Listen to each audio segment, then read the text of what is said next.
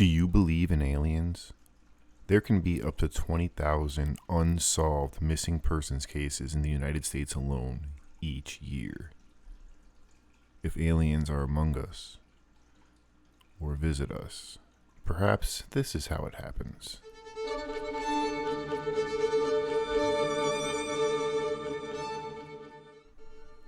Celine marched into the woods where she grew up. Oaks engulf her family's house, while pines darken the border into the deep forest until it opens up into maples, beech trees, and scattered cherry. Her parents bought that house before she was born, escaping the rush of the city and fleeing the monotonous conformity of suburban America. Growing up in a small town has given her the freedom to be wild. She was timid about the woods at first, rarely straying from their immediate property. They own about 100 acres, but their property borders the state land, so the vastness was intimidating to a young girl. Her dad made it a point, though, to bring her out often. They would walk mostly and try to spot animal tracks, catch snakes, or even just watch the forest. Her favorite spots were the creeks and the streams. She had always been drawn to water, whether it was swimming or trying to catch crayfish or even just watching it or listening to the sound of rushing water. She always thought that was the coolest thing in the world. But as she got older, her dad's soft voice but strength in the face of animals and the woods in general kind of tattooed itself on her own spirit. It wasn't long before Celine began exploring the trails by herself, edging farther into the woods every trip.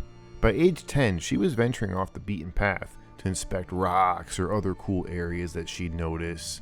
By 11, she was catching her own snakes, bringing the yellow ringnecks back to her mom and to release them into her yard because she wanted them around. It was her favorite snake.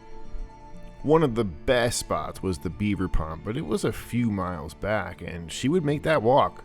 Her mom yelled at her the first time she did it, but I mean, it's Celine. She's wild. She has that spirit she needs to explore, so her mom said it was okay.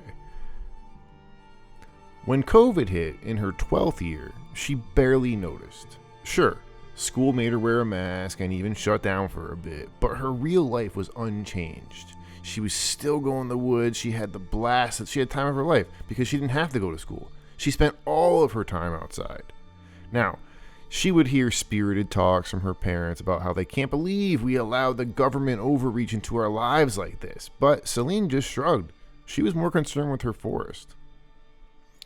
And it was not long after COVID, I guess after COVID is a relative term, but not long into the year of COVID, the first year, that something did happen, and it did change her real life. She was meandering along one of the trails, the main trail, her and her dad called it. This trail went straight through their property to the end and picked up on the state land. Right when the state land starts, about 100 feet away, there's a creek to the right and down a steep hill, and that is probably Celine's favorite spot. If you ask her on any given day, it might be the beaver pond, it might be this creek, or it might be this spot, right? This creek, though, is a very small creek at the bottom of this very steep hill, and she liked it for two reasons. One, because she had to climb up the steep hill, and it was a challenge. And two, it was pretty secluded, and that's what she liked most about it. Celine was about to take that turn and go down the steep hill when she felt a thick, warm air rush past her. It wasn't like a gust of wind. It was more like a person riding a bike. When you're sitting on a bench and a person's riding a bike and they ride right past you and you feel that wind trailing behind them. That's what she felt. And she was taken aback, pausing. She instinctively perked her ears up and listened because that's what her and her dad did in the woods. If they heard a noise, they would listen and try to figure out what it was. But all she heard were leaves and birds. The usual. So she continued on. She started marching down the hill, and she might have gotten 2 or 3 minutes away, which is on this hill might be 50 to 100 feet down. And she heard a crash, the unmistakable sound of something large moving in the woods. She felt the goosebumps, and she knew it had come from right where she just was. She could just tell by the sound of it, and instinctively she just knew where it was. where she felt that warm moving air. She looked back quickly and silently, and when her eyes fell on that spot, the spot where she was at, about 100, maybe 50 feet up that hill, at the top of that trail, she heard a whale-like call and another heavy crunch on the ground right up there, and this time it seemed so close. She could not see a thing though. There was no movement. And then, all of a sudden, down by the creek, she heard the whale-like call again, but this time it was a higher, softer sound. But again, no movement. The softer one below called again, shorter this time though. And the one above her made another loud call, causing her hair to stand up all over her body. There was no crash, but the leaves above that call started rustling loudly on just one tree. She could see the leaves moving on one tree only. She's like, that can't be wind. She watched patiently, and she thought, man, it's like someone's climbing that tree, knocking into the branches. But then it stopped. And then she slowly turned to look below, expecting to hear the other the soft call. But there was no call. Just a splash. And she's like, man, that's like a reverse boulder being thrown in, right? When you hear a boulder thrown into water, it's like a plunk. It was like almost like a reverse of that. And the goosebumps were now tingling on her. And she just waited. And it was strange. I mean, Celine stood there, frozen, thinking that she should be frightened. She should run home. She should move at least. But she wasn't. She didn't. And she stayed, listening, hoping to hear the sounds again. The goosebumps felt good. She felt alive. She didn't have a phone, so she wasn't aware like what time it was. You know, she didn't know if she was gone a long time, even though she suspected she was.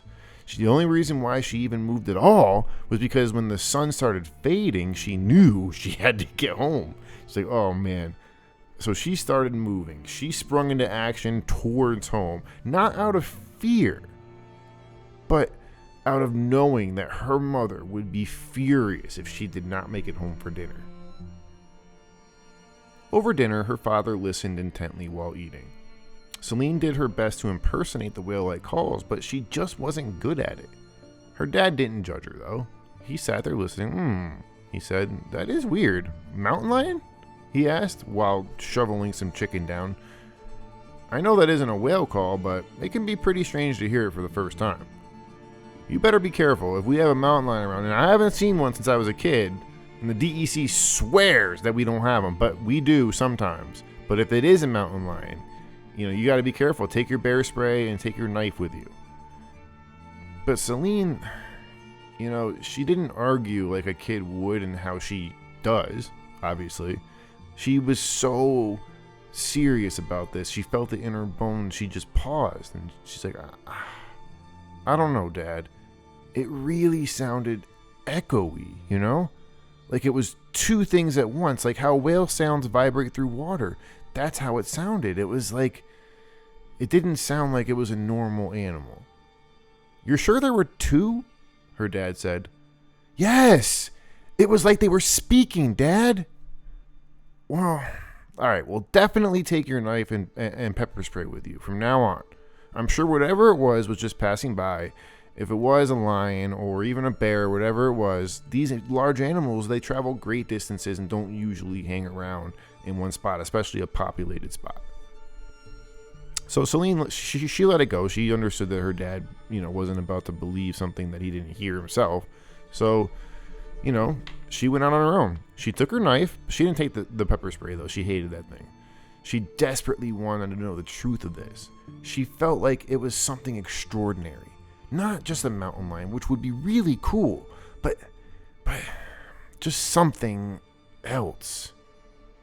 And to her dismay, she didn't hear anything or feel that warm air for weeks. 2 weeks. And then her birthday came on that third week. She turned 13. And ironically, puberty hit that same day. She stayed out of the forest some more for about another week, spending time with her mom and learning about periods and all that. It's not like she was an idiot. I mean, she already knew most of it, but her mom seemed excited, so she had fun bonding with her. It was only a couple of days after that she went back out. She had regained her excitement. She decided to go all the way to the beaver pond. She hiked their 100 acres rather quickly, hitting the state trail with newfound vigor. She hit that turn off for the creek and was going to go right past it onto the beaver pond. And right as the memory of those whale calls hit her mind, she felt the warm air. She felt the call come. She felt it envelop her into some sort of weird trance. And she was excited. She had waited for this. She wanted this. She reeled in place. Her head was swirling, swooning, while the goosebumps prickled her entire body. She was enamored with it. She was enamored with the high she felt, as if her senses were overloaded. The soft call came too, but she couldn't tell where. The leaves rustled all around her. The warm air didn't pass this time. It encased her in a euphoric swirl. The calls cooed softly over one another, flowing like waves in her mind. One high, one low. The leaves serenaded this cacophonous encounter. It was like nature was willing it to happen. She submitted to it, letting her arms fall to her sides. The sounds quieted down. The air was thick. It felt as if she was being lifted. She felt like she was off the ground. Her feet felt weightless. The air circled her. She felt nothing but pleasure. It was as if her body lightly vibrated to the enchanting beats of their coos. A fire began to form inside of her body, moving like whiskey through her. She finally let out a call of her own, and it wasn't a call out of fear. It was out of kinship. She didn't know who she was anymore or where she was. She just knew she felt like she was gliding on a bed of warm, thick air. The whale calls grew louder, and she heard more of them. There were raspy calls, gurgly calls, song-like calls. It was a symphony of whale coos, and the air grew thicker, warmer, like a humid sweet day.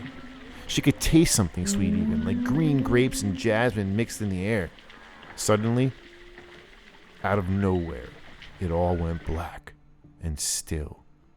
She could not see a thing. She could not hear a single sound, only the sound of her own breathing. George Merston drove down the long dirt driveway, staring lovingly at the old oaks that lined the narrow, overgrown driveway. He stopped short of the house that had been engulfed by shrubs. Something made him terrified to be there. He gripped the steering wheel hard, knowing what was terrifying him. The white burst into his old, wrinkled knuckles he was squeezing so hard, and tears involuntarily streamed down his face as he gripped and gripped and gripped until a tendon or something popped between his fingers, jarring him back to a state of relative calm. He opened the door and got out, unsteady on his own feet. He left with his wife 3 years after Celine's disappearance. George wanted to stay, but his wife couldn't take it. She couldn't look around and see their memories. She wound up losing her mind 2 years after they moved, and still to this day lives in Four Trees Mental Institution. George didn't think it was right to move back, and now that he's old and here, he knew it was fear that prevented him from staying, not because it wasn't right. He looked out into the forest, towards the state land, and remembered the first year that she was gone. That first year he was out there every day. The cops, friends, people he didn't even know came to look for Celine for that entire year. There was nothing. No tracks. No evidence. She was just gone. After that first year, George never went into the woods again, apart from their immediate house. He replayed the conversation about the whale calls he had with Celine over and over until he screamed, "Fucking mountain lions! Mountain lions!" He fell to the ground, his knees hitting hard on the tall field grass that had taken over the area. "Please, I don't need to win. Please. I don't need anything. Please. Just. Please. Celine. My baby. Forgive me. George cried again, his soft weeping blending into the calls of the wild. He didn't get an answer. He didn't get anything. He felt the stabbing gut pains of shame and loss. Slowly standing, he hobbled as he turned, almost falling back into the front seat of his car. He looked one more time into the forest, up to where the state land is, before driving off.